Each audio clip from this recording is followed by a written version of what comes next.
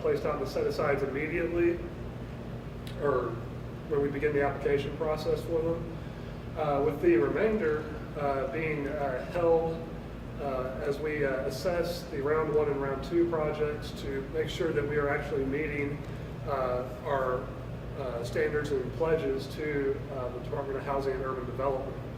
Our main reason for doing that is the DREF funding guidelines provided very little guidance as far as what projects would be eligible, and also there's always these contingency issues that we run into where a project seems to be making progress but runs into a problem that results in it having to be substantially altered and potentially losing its DREF identity. And our worst case scenario would be to have these funds go out to the communities for the projects that are operating under these funds, only for us to have to go out and say, because we had a project fail in another community, we're going to have to pull back those funds.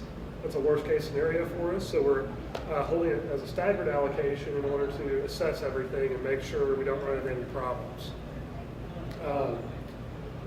The way the state is TDRA is approaching the loan housing program is rather than going through yet another method of distribution, TDRA has chosen to hold these as set-asides in each council of government and administer them through a state-administered competitive process.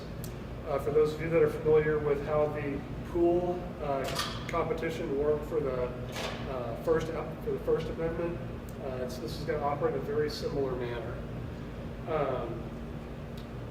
TDRA used both the round 1 and round 2 information to determine the appropriate split for the set-aside between each of the 4 COGs. We used the actual project information from round 1, same information that we had approved by HUD, and then for round 2, we're using those pledged amounts to establish a forecast for what we expect to see in round 2. The result of that indicated that approximately 49.9% of the DREF funds that we're releasing at this time would go to HGAC, 14.8 to Southeast Texas, 33.9 to Lower Rio Grande, and 1.2 to Deep East Texas Council of Government. The result of that is about 11.6 million to HGAC, 3.4 million to Southeast Texas, 7.9 million to Lower Rio Grande Valley, and approximately 288,000 for Deep East Texas Council of Government, for a grand total of $23.3 million. The remaining $23.3 million to be part of the staggered allocation process that we discussed earlier. This is, again, a competitive process, and as has been the case with our round 2 funds, we're going to hold that cities and counties, again, are our eligible entities to apply. That means that if you represent a municipal utility district or other special district, you are eligible to benefit from these funds, but you'll need to apply through your respective county or city, just like in the round 2 process. There are several threshold criteria that hold true, again, for these funds. It has to have a clear and compelling need. The project must be a CDBG eligible project related to Hurricanes Ike or Dolly. There cannot be a duplication of benefit with other federal programs. And it must be consistent with obligations to affirmatively further fair housing. TDRA has taken the approach that we receive these funds as a result of projects that qualify for the Disaster Recovery Enhancement Fund program. Therefore, we feel like we should use these funds to continue to build on that legacy of creating these projects of lasting impact. As a result, we are targeting eligible projects as drainage and flood facilities, buyouts of property that convert to green space, and planning studies meeting certain standards. Those standards are going to be developed as part of the application guide. You would expect to find in such a plan possibly floodplain studies or comprehensive planning that places an emphasis on disaster resiliency, things like that.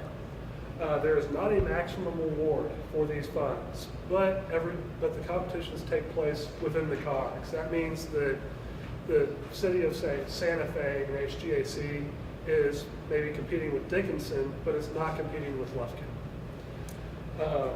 The minimum award is $150,000 for the Deep East Texas Council of Government, again because they received a smaller allocation under this program. And the maximum or minimum awards for the remaining three are $1 million each. Applications are going to be ranked again within the regional set-asides. Applicants are required to conduct a public hearing and a 7-day public comment period.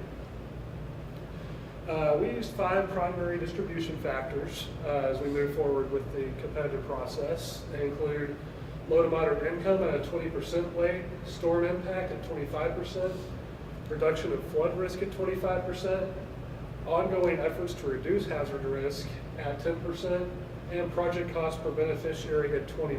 So it's a 100%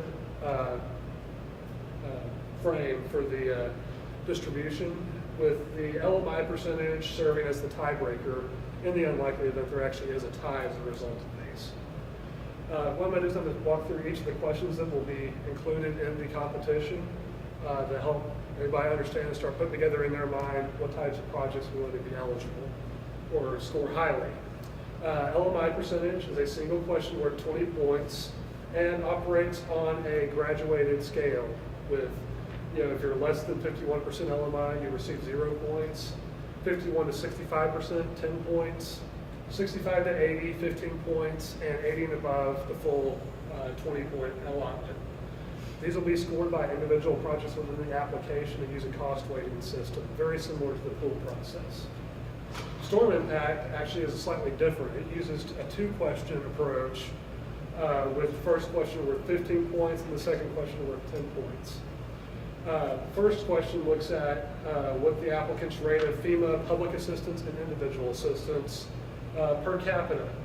And this uses a formula method that results in a discrete point score for the application, ranging from 0 to 15 points. The second question is trying to touch more on the human and economic impact of the storm on the area.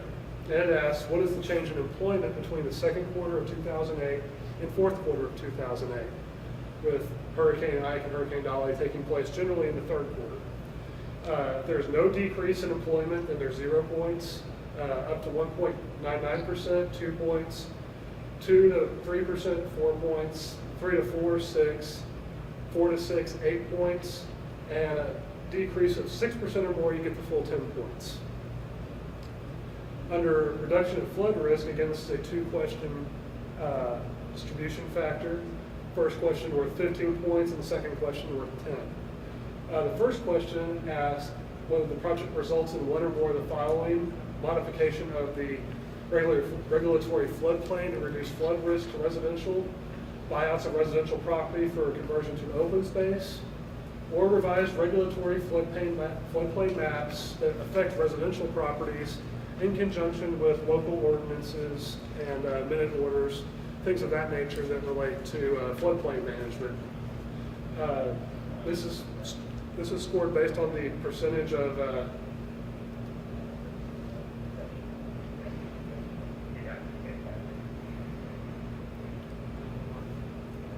those of you that are listening on the webinar, if you could please mute your phones. That's going to be a *6 operation if you aren't familiar with it. That'll help everybody be able to hear on the webinar. Again, this particular item is scored based on the percentage of residential properties that are served within the service area. 80% or more, you get 15 points. 65 to 80% of the area being residential, 10.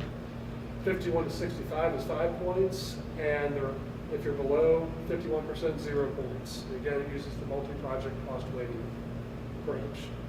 The second question looks at the ability to remove critical facilities from the regulatory floodplain. These are such items as hazardous materials facilities, power facilities, water, sewer, communications, emergency medical, or fire protection. These are the types of things that you don't want to see in flood-prone areas if at all possible. And it's based on the number of facilities that you're able to remove, with no facilities receiving 0 points, 1 facility receives 2 points, 2 facilities 4 points,